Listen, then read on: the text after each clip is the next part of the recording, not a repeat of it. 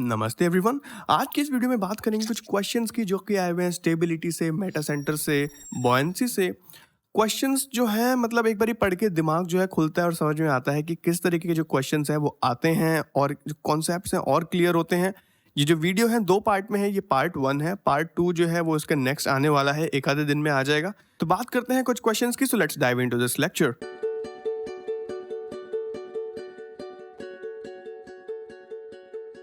तो जो मेरा पहला क्वेश्चन है वो ये कहता है, cylinder made from would of specific gravity 0.6 of diameter d and the length 2d। एक सिलेंडर है, लकड़ी का बना हुआ है, स्पेसिफिक ग्रेविटी 0.6 है, डायमीटर d है, लेंथ है 2d, सस्पेंडेड इन वाटर मतलब फ्लोट कर रहा है वाटर में, विद इट्स एक्सिस वर्टिकल। इसका मतलब कि जो सिलेंडर है उसकी जो एक्सिस है वो वर्टिकल है कुछ इस तरीके से, और ये हमारा वाटर है।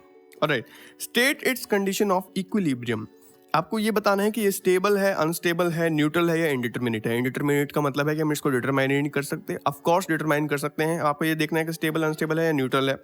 तो स्टेबिलिटी के लिए मेरे पास एक तो चीज़ मुझे पता है कि क्या है कि अगर मेरी बॉडी का जो वेट है वो डाउनवर्ड एक्ट कर रहा हो और फोर्स ऑफ बॉयंसी जो है वो अपवर्ड एक्ट कर रही हो, तब मेरी जो बॉडी है वो स्टेबल मानी जाती है। लेकिन अगर मेरी बॉडी का जो वेट है या सेंटर ऑफ ग्रेविटी है वो अपवर्ड हो सेंटर ऑफ बॉयंसी से, तब मेरी जो बॉडी है उसको ये कह पाना मुश्किल है कि वो स्टेबल होगी या अनस्टेबल होगी। उस केस में क्या होता है कि हमें जाना पड़ता है मेटासेंट्रिक हाइट के पास। मेटासेंट्रिक हाइट हमें बता पाती है कि अगर उसकी वैल्यू पॉजिटिव आई तो वो स्टेबल होगी, नेगेटिव आई तो वो अनस्टेबल होगी।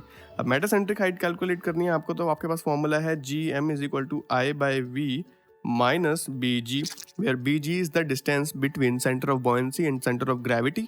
तो I और V आप कैसे कैलकुलेट करोगे? सपोज करते हैं ये किसी H हाइट पे डूबी हुई है, ये हाइट H पे डूबी हुई है और इसकी जो लेंथ है वो है 2D, ठीक है। अब इसकी जो सेंटर ऑफ ग्रेविटी है वो इसके जस्ट सेंटर पे लाई कर रही होगी, मतलब यहाँ पे लाई कर रही होगी एट अ डिस्टेंस D। और अगर मैं ये हाइट H निकाल लूँ तो मैं ये भी निकाल पाऊंगा कि सेंटर ऑफ बॉयंसी कहाँ पे लाई कर रही होगी, at a distance of h/2 पे, सेंटर ऑफ बॉयंसी, राइट। अब GM कैलकुलेट करना है तो I/V तो हम निकाल सकते हैं, दैट इज I कितना है हमारे पास, π/64 d⁻⁴। ये इसका मोमेंट ऑफ इनर्शिया हो जाएगा upon volume submerged. Volume submerged कितनी है, π/4 इंटू d² इंटू h, ये हाइट जिस हाइट तक वो सबमर्ज्ड है, माइनस BG। ऑलराइट, तो पाई से पाई जो है वो कैंसिल हो जाएगा, यहाँ पे आ जाएगा 16 और d⁻⁴ कट जाएगा d² से, यहाँ पे बचेगा d²। तो ये आएगा answer d² divide by 16h minus BG। तो आपको यहाँ पे दो चीज़ें चाहिए, एक तो चाहिए आपको ये h की वैल्यू और एक BG की वैल्यू। ऑलराइट, h की वैल्यू आपको निकालने के लिए क्या करना होगा, आपको पता है जितना वेट है सिलेंडर का वो फोर्स ऑफ बॉयंसी जो है वो संभाल रही है, तो आपको यहाँ पे फोर्स ऑफ बॉयंसी को वेट के इक्वल जो है वो कैलकुलेट करना पड़ेगा। फोर्स ऑफ बॉयंसी क्या होती है, जो वेट होता है उस डिस्प्लेस्ड लिक्विड का, मतलब कि density of water into acceleration due to gravity into volume of the fluid displaced, that is π/4 d² into h is equal to weight of the body, that is density of body into g into π/4 d² into 2d। 2d है ना उसकी total height, तो ये आ जाएगा मेरा total weight जो है body का। अच्छा, अब क्या कर सकते हो आप, G से G कैंसिल हो जाएगा, डेंसिटी ऑफ वाटर को अगर मैं इसके नीचे ले जाऊँ तो ये आ जाएगी इसकी स्पेसिफिक ग्रेविटी जो हमें गिवन है, दैट इज 0.6, और π/4 से π/4 कैंसिल हो जाएगा, d² से d² कैंसिल हो जाएगा, तो h की वैल्यू क्या आ जाएगी 0.6 इंटू 2d, इसकी वैल्यू आ जाएगी 1.2d। अच्छा, अब 1.2d को आप इसमें पुट कर दो तो d² अपॉन में 16 इंटू 1.2d, एक d से d कैंसिल हो जाएगा, तो माइनस, अब BG आपको निकालना है। अच्छा, h की वैल्यू आ गई 1.2d। अब h की वैल्यू आपको पता है, d की वैल्यू आपको पता है, मतलब ये वाला जो डिस्टेंस है ये आपको पता है, टोटल था 2d, यहाँ पे ये डिस्टेंस है d, h का डिस्टेंस कितना है 1.2d, उसका अगर हाफ कर दोगे तो आपको बॉटम से जो सेंटर ऑफ बॉयंसी है वो पता चल जाएगी, दैट इज 0.6d। तो d में से अगर 0.6d माइनस कर दें, मतलब ये g है और ये पॉइंट b है, तो d में से 0.6d माइनस कर दें तो bg की वैल्यू आ जाएगी, मतलब 0.4d। तो bg की वैल्यू कितनी आ जाएगी, ये आ जाएगा d/16 इंटू 1.2 माइनस 0.4d। अगर आप इसी इक्वेशन को सॉल्व करोगे तो ये वैल्यू आएगी कम से कम 0.03 के आसपास इंटू d माइनस 0.4d, और आंसर आएगा -0.3 something something something into D. तो ये जो वैल्यू आ रही है ये माइनस में आ रही है, और आप समझ रहे हो बात को कि जीएम अगर हमारा माइनस में आ गया तो हमारी बॉडी स्टेबल रहेगी या अनस्टेबल रहेगी? ऑफ कोर्स ये बात है कि वो अनस्टेबल हो जाएगी। दैट इज़ वाई सिर्फ नॉर्मली हम ये कैलकुलेट नहीं कर सकते कि इस बॉडी स्टेबल है या अनस्टेबल है, हमें मेटासेंट्रिक हाइट के पास जाना ही पड़ता है। तो ये एक तरीका है किसी फ्लोटिंग बॉडी की स्टेबिलिटी या अनस्टेबिलिटी को जानने का। जो मेरा दूसरा क्वेश्चन है ये कहता है 10 centimetre cube of relative density 7.6 is submerged in a 2 layered fluid. अच्छा, 10 सेंटीमीटर का एक क्यूब है, उसका रिलेटिव डेंसिटी 7.6 है, सबमर्ज है 2 सतह वाले फ्लूइड के बीच में, and the bottom layer being mercury of the relative density 13.6 and the top layer being water. अच्छा, नीचे मर्क्यूरी है, ऊपर वाटर है, मर्क्यूरी की डेंसिटी है relative density 13.6। The height of the cube above the liquid interface is, मतलब कि अगर कोई कंटेनर है, उस कंटेनर में नीचे तो है वो मर्क्यूरी है और ऊपर है वाटर, और उस इंटरफेस पे ना एक क्यूब है, उस क्यूब की आपको हाइट बतानी है कि वो कितना ऊपर है वो उस इंटरफेस से। अब कैसे बता पाएंगे? देखो, जब हम लेयर्ड फ्लूइड्स की बात करते हैं ना, तो इसमें क्या होता है कि अगर कोई लिक्विड 2 लेयर के बीच में है तो उस पर उतनी बॉइंट फोर्स लगती है जितना फ्लूइड उसने डिस्प्लेस किया होता है। अगर उसने वाटर की इतनी वॉल्यूम डिस्प्लेस करी है तो वाटर की उस पर इतनी वॉल्यूम की बॉयंसी लग रही होगी, और अगर उसने मरकरी की इतनी वॉल्यूम डिस्प्लेस करी है तो मरकरी की उस पर इतनी वॉल्यूम का जो वेट होगा उसकी बॉइंट फोर्स लग रही होगी। तो इन दोनों बॉइंट फोर्स को जब हम ऐड कर देंगे तो जो टोटल बॉइंट फोर्स है उस बॉडी पे वो हमें मिल जाएगी। अच्छा, चलो कैलकुलेट करने की कोशिश करते हैं। सपोज करते हैं कि अगर ये मेरा क्यूब है तो ये जो है ना किसी एक्स, ये इंटरफेस है, ये एक्स डिस्टेंस से ऊपर है। तो अगर ये क्यूब है और इसकी सारी साइड्स हैं 10 सेंटीमीटर की, तो ये कितनी हो जाएगी 10 माइनस एक्स, और बाकी तो सारी 10 और 10 हैं ही।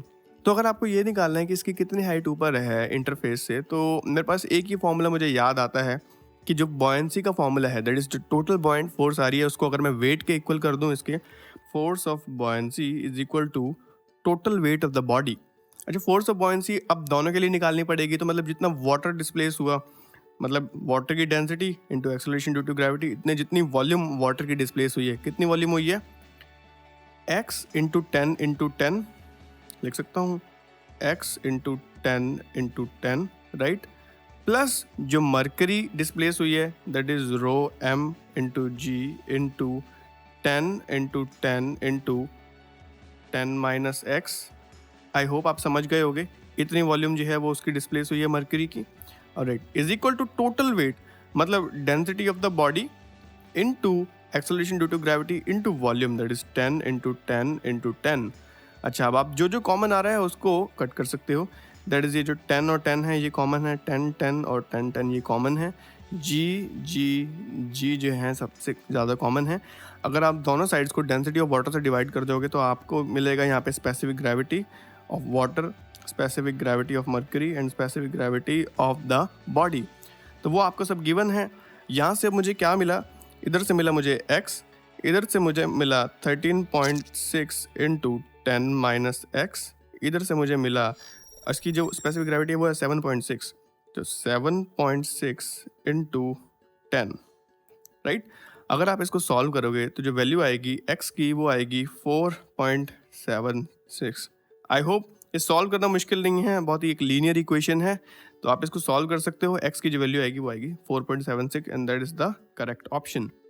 अगर सपोज इन दोनों लेयर्स के बीच में, जैसे ये वाटर है और ये मर्क्यूरी है, इन दोनों के बीच में एक और फ्लूइड होता किसी और डेंसिटी का, तो आप उसकी भी फोर्स ऑफ बॉयंसी जो है वो ऐड करते। तो मतलब यहाँ पे अब आपकी 3 जो फोर्स ऑफ बॉयंसीज हैं वो ऐड होनी थी। कितनी ऐड होती हैं वो, जितने जितने वो फ्लूइड की वॉल्यूम जो है वो डिस्प्लेस हुए हैं उनके सबके वेट, वही तो है हमारी फोर्स ऑफ बॉयंसी। ऑलराइट, चलते हैं अपने नेक्स्ट क्वेश्चन के पास। ये कहता है a balloon is filled with methane of density 0.75 kilogram per metre cube is allowed to float in air with a man. अच्छा, एक बलून है जिसमें 0.75 किलोग्राम पर मीटर क्यूब की जो गैस है वो है मीथेन। तो जो फिगर है वो कुछ इस तरीके से जो है वो बननी चाहिए। ये बलून है और यहाँ पे जो है वो आदमी होगा नीचे, और यहाँ पे जो है वो मीथेन की गैस होगी। अच्छा, assuming the density of air to be 1.25 kilogram per metre cube, what is the volume of the balloon which will lift a man weighing 750 Newton. अच्छा, अज्यूम करना है कि जो एयर की डेंसिटी है वो है 1.25 kilogram per metre cube. What is the volume, आपको वॉल्यूम निकालनी है मीटर क्यूब में ऑफ द बलून, बलून की which will lift a man weighing 750 newton, जो कि एक आदमी को उठा दे जिसका जो वेट है वो है 750 newtons. Take g is equal to 10 metre per second square. अच्छा, अब क्या है कि जो बलून है वो किसी फ्लूइड में सबमर्ज्ड है। डेफिनेटली वो कौन सा फ्लूइड है? हमारी एयर। अगर वो फ्लूइड में सबमर्ज्ड है तो उस पर एक फोर्स ऑफ बॉयंसी लग रही होगी। फोर्स ऑफ बॉयंसी कितनी लग रही होगी? जितनी वॉल्यूम की एयर उसने डिस्प्लेस करी होगी। ऑलराइट, अब उसका खुद का कुछ वेट भी होगा। अब उस वेट में एक आदमी का भी वेट जुड़ा हुआ है, दैट इज 750 न्यूटन। तो फोर्स ऑफ बॉयंसी को अगर मैं टोटल वेट के इक्वल कर दूं तो क्या मैं उसकी वॉल्यूम निकाल सकता हूं? ट्राई करके देखते हैं। फोर्स ऑफ बॉयंसी कितनी होगी? जितनी वॉल्यूम उस बलून ने डिस्प्लेस करी होगी उसका weight, that is rho of air into acceleration due to gravity into volume displaced is equal to weight कितना होगा इसका।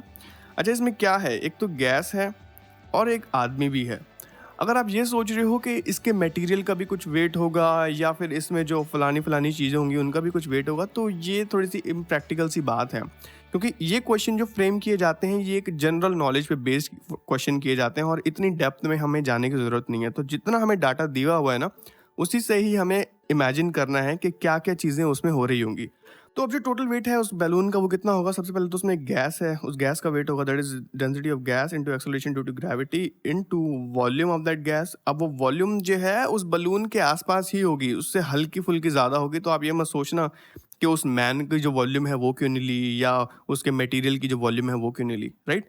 तो आपको एक टोटल वॉल्यूम जो है वो एज्यूम करनी है, प्लस वो मैन के जो टोटल वेट है दैट इज 750 न्यूटन्स। ऑलराइट, तो आप सारी वैल्यूज पुट कर दो, that is 1.25 into 10 into v is equal to 0.75 into 10 into v plus 750। कोई अननोन है?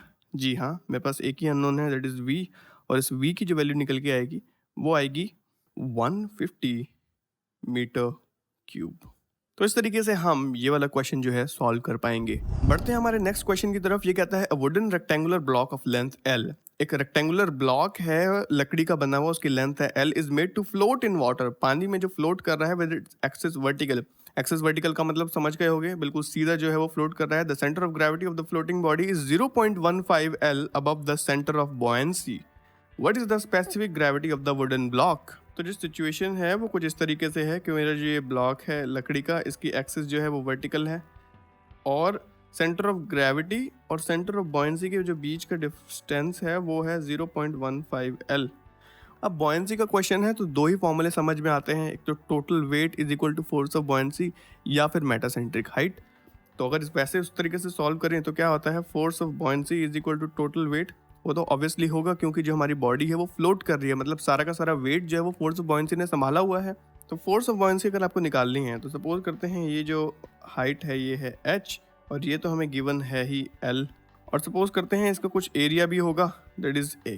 तो फोर्स ऑफ बॉयंसी के लिए क्या करना पड़ेगा आपको, density of water into acceleration due to gravity into volume of water displaced that is area into h, ये टोटल वॉल्यूम डिस्प्लेस हुई है, is equal to weight of the body. अब आपको स्पेसिफिक ग्रेविटी तो निकालनी है, तो density of the body into g into total volume that is A into L, right. अब यहाँ से g कैंसिल हो जाएगा और ये अच्छा ये बॉडी है तो ये B आएगा यहाँ पे। तो density of body divide by density of water क्या हो जाएगा, उसकी स्पेसिफिक ग्रेविटी, एरिया से एरिया कट जाएगा तो h is equal to S into L, ये स्पेसिफिक ग्रेविटी है उस बॉडी की। तो अगर आपको S की वैल्यू निकालनी है तो क्या लिख सकते हो आप, h बाय L। L आपको पता है, H की वैल्यू आपको निकालनी है। अब H की वैल्यू आप कैसे निकाल सकते हो, देखिए आपको ये पता है कि जो सेंटर ऑफ ग्रेविटी होता है वो जस्ट उसके सेंटर पे लाई करता है किसी भी सिमेट्रिकल बॉडी की। तो अगर ये पूरी है L तो ये कितनी हो जाएगी 0.5 L। उस 0.5 L में से अगर आप ये वाला जो डिस्टेंस है माइनस कर दोगे तो आपके पास क्या डिस्टेंस आ जाएगा, सेंटर ऑफ बॉयंसी का, और वो जो डिस्टेंस है वो आएगा उसके बॉटम से। लेकिन अगर आप उसको 2 से मल्टीप्लाई कर दोगे तो आपको क्या मिल जाएगी, टोटल जो हाइट है वो मिल जाएगी, राइट। तो मैं यही करने वाला हूँ, तो 0.5 L minus 0.15 L is equal to 0.35 L, right. अब ये तो डिस्टेंस हुआ सेंटर ऑफ बॉयंसी का बॉटम से, मतलब ये वाला, लेकिन आपको पूरी चाहिए टोटल हाइट h, और सेंटर ऑफ बॉयंसी कहाँ लाई करती है सिमेट्रिकल बॉडी की, उसके जस्ट जो वॉल्यूम का है उसके सेंट्रॉइड पे लाई करती है। तो अगर ये हो गया h/2 तो ये पूरी जो हो जाएगी h, तो आप इसको 2 से मल्टीप्लाई कर दो तो वो हो जाएगी 0.7L, और 0.7L को आप यहाँ पे कर दोगे तो क्या आ जाएगा 0.7L डिवाइडेड बाई L, जो वैल्यू आएगी वो आ जाएगी 0.7। अगर आपको वीडियो पसंद आए तो प्लीज़ अपने फ्रेंड्स के साथ शेयर कीजिएगा। मेरा जो चैनल है बहुत ज़्यादा डाउनफॉल से डील कर रहा है और मुझे बहुत मुश्किल हो रही है वीडियोस बनाने में, तो प्लीज़ इस चैनल को लाइव रखने के लिए अगर आप कुछ डोनेट कर सकते हैं तो जो लिंक्स हैं वो डिस्क्रिप्शन में गिवन है। मिलते हैं नेक्स्ट लेक्चर में, तब तक के लिए आप लोग पढ़ते रहिए, अपने गेट IES JEE की तैयारी चालू रखिए। मिलते हैं नेक्स्ट लेक्चर में।